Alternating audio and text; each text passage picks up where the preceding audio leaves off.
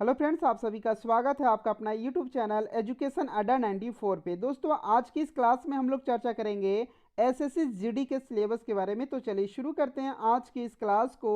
और यदि यह क्लास आप लोग को थोड़ा सा भी यूजफुल लगे तो इस वीडियो को लाइक कीजिएगा, अपने दोस्तों को भी साथ में शेयर कीजिएगा। और यदि आप हमारे चैनल पर पहली बार विजिट कर तो हमारे चैनल को सब्सक्राइब कर बेल आइकन को प्रेस कर ऑल बटन दबा देना, ताकि मैं जब भी इसी तरह वीडियो अपलोड करूं तो आप तक नोटिफिकेशन मिल सके। तो चलिए शुरू करते हैं आज के इस क्लास को। सबसे पहले हम बात कर लेंगे इस एग्ज़ाम के पैटर्न के बारे में। किसके बारे में? एसएससी जीडी का जो एग्ज़ाम होने वाला है उसका क्या पैटर्न होगा। तो देखिए, जो आपका एग्ज़ाम होगा उसमें आपका जो टोटल क्वेश्चन रहेगा वो आपका कितना क्वेश्चन रहने वाला है।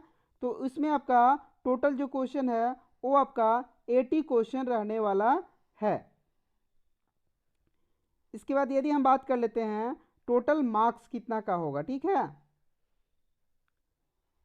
तो ये आपका टोटल मार्क्स कितना रहेगा?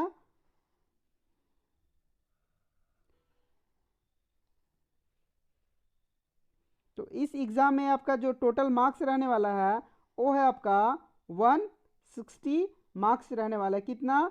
160।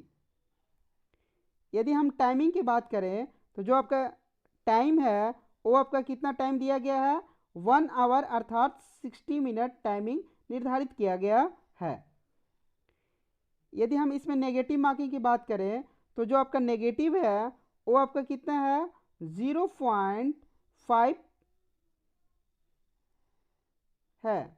इसके बाद अगर हम बात करेंगे एग्ज़ाम मोड का, जो आपका एग्ज़ाम होगा वो आपका ऑनलाइन होगा। क्या होगा? जो आपका एग्ज़ाम है वो आपका एग्ज़ाम का मोड क्या रहेगा? ऑनलाइन होगा, ठीक है। सीबीटी के माध्यम से, कंप्यूटर बेस्ड टेस्ट के माध्यम से आपका एसएससी जीडी का जो एग्ज़ाम होगा, किसके माध्यम से होगा? एग्ज़ाम का पेपर क्या होगा? ऑनलाइन होने वाला है। जो इस एग्ज़ाम का जो लैंग्वेज रहेगा वो आपका क्या रहेगा? हिंदी या इंग्लिश, दोनों में से कोई भी आप चूज कर सकते हैं। इसके बाद जो इसका जो एग्ज़ाम होगा वो उसका जो क्वेश्चन रहने वाला वो क्या रहेगा? ऑब्जेक्टिव रहेगा कि सब्जेक्टिव रहेगा? तो जो इसका एग्ज़ाम का जो क्वेश्चन रहेगा वो आपका केवल ऑब्जेक्टिव रहेगा, ठीक है। ऑब्जेक्टिव क्वेश्चन रहने वाला है। इसके बाद यदि हम बात कर लेंगे इसके सिलेक्शन प्रोसेस के बारे में, तो सबसे पहले आपका जो एग्ज़ाम होगा वो आपका क्या होगा? रिटेन में होगा। इसके बाद पीटी पीएसटी होगा। इसके बाद मेडिकल मेरिट तैयार किया जाएगा, ठीक है। ये तो आपका हो गया क्या? एग्ज़ाम पैटर्न क्या रहने वाला है। आगे हम बात कर लेंगे इसके सिलेबस के बारे में। जैसे कि यहाँ पे आप लोग देख पा रहे हैं, तो जो आपका एसएससी जीडी का जो एग्ज़ाम होगा उसमें सिलेबस क्या रहने वाला है। तो उसमें जो सिलेबस रहेगा वो है आपका रीजनिंग का, मैथ का, जीके का, हिंदी या इंग्लिश का रहने वाला है। अब हम बात कर लेते हैं कि रीजनिंग में आपका कितना क्वेश्चन पूछेगा, कितना नंबर का, ठीक है। तो देखिए, जो आपका रीजनिंग में क्वेश्चन पूछेगा किसका? जो आपका रीजनिंग में जो क्वेश्चन पूछेगा वो आपका टोटल कितना क्वेश्चन रहेगा? ये आपका 20 क्वेश्चन रहेगा और प्रत्येक क्वेश्चन आपका 2 नंबर का रहेगा, ठीक है। तो रीजनिंग में आपका 20 क्वेश्चन पूछेगा और प्रत्येक 2 क्वेश्चन रहेगा। तो रीजनिंग से आपका कितना? 40 नंबर का क्वेश्चन पूछेगा। इसी तरह हम बात कर लेंगे मैथ में। तो मैथ में भी जो आपका है, मैथ का भी जो है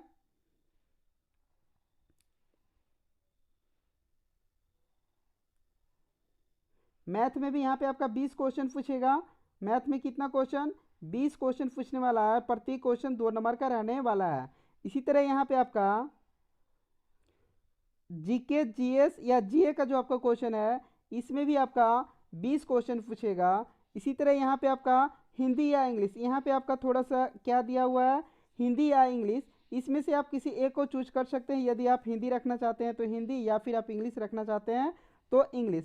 इंग्लिश वाला अधिकतर सीबीएसई बोर्ड वाले रखते हैं, ठीक है। तो आप अपने हिसाब से रख सकते हैं। यदि आप हिंदी लैंग्वेज का, यहाँ पे यदि आप हिंदी सब्जेक्ट का एग्ज़ाम देना चाहते हैं तो हिंदी का दे सकते हैं, या फिर आप इंग्लिश का रखना चाहते हैं तो आप इंग्लिश का सिलेक्ट करके रख सकते हैं, ठीक है। तो ये था आपका सिलेबस।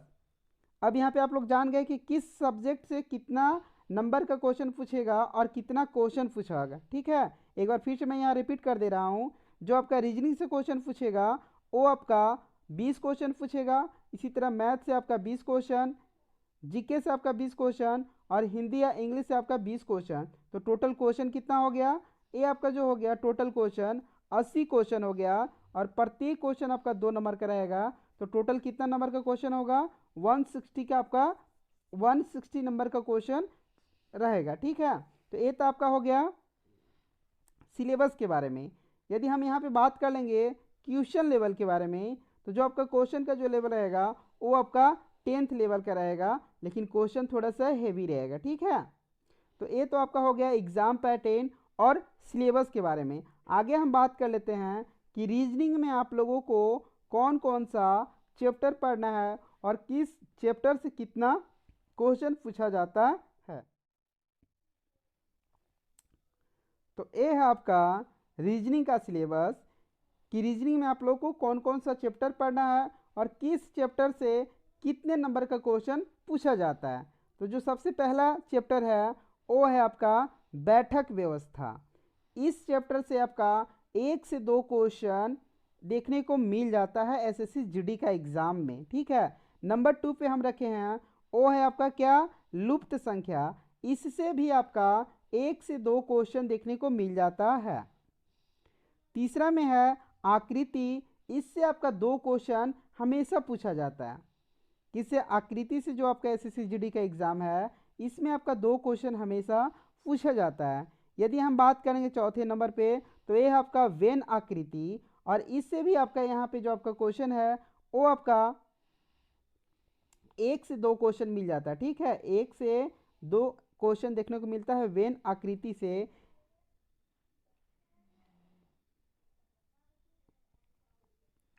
इसके बाद हम बात कर लेते हैं 5 में श्रृंखला से। ठीक है, तो यहाँ से आपका जो क्वेश्चन है वो आपका 4 से 5 क्वेश्चन देखने को मिल जाता है। किससे, श्रृंखला जो चैप्टर है इससे आपका एसएससी जीडी में 4 से 5 क्वेश्चन देखने को हमेशा मिल जाता है। कभी 4 कभी 5 क्वेश्चन देखने को आपको मिल जाएगा श्रृंखला चैप्टर से।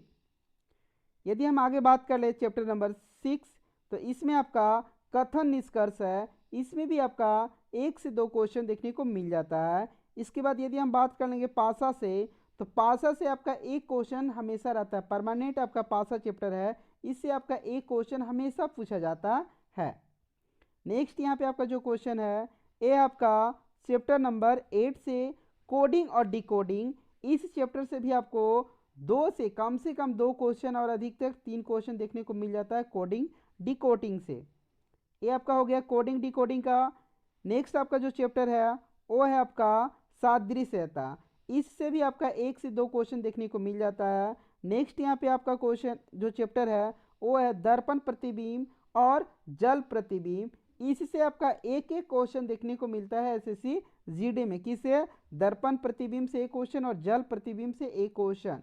नेक्स्ट यहाँ पे आपका क्वेश्चन है वो है आपका अंग्रेजी शब्दकोश।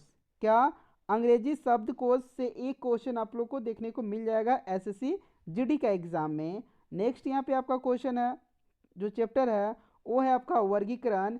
इससे भी आपका 1 से 2 क्वेश्चन देखने को मिल जाता है। नेक्स्ट यहाँ पे आपका जो चैप्टर है वो है आपका गणितीय सक्रियाएं। इससे भी आपका 1 से 2 क्वेश्चन देखने को मिलता है। नेक्स्ट है यहाँ पे आपका जो चैप्टर वो है रक्त संबंध। इससे भी आपका 1 क्वेश्चन हमेशा देखने को मिल जाएगा। ठीक है, नेक्स्ट यहाँ पे आपका है वो है आपका रैंकिंग क्रम। इससे भी आपका 1 क्वेश्चन। और यहाँ पे नेक्स्ट है आपका संख्याओं से संबंधित प्रश्न। नेक्स्ट यहाँ पे आपका चैप्टर नंबर 16 संख्याओं से संबंधित प्रश्न। इससे भी आपका 1 क्वेश्चन देखने को मिल जाता है।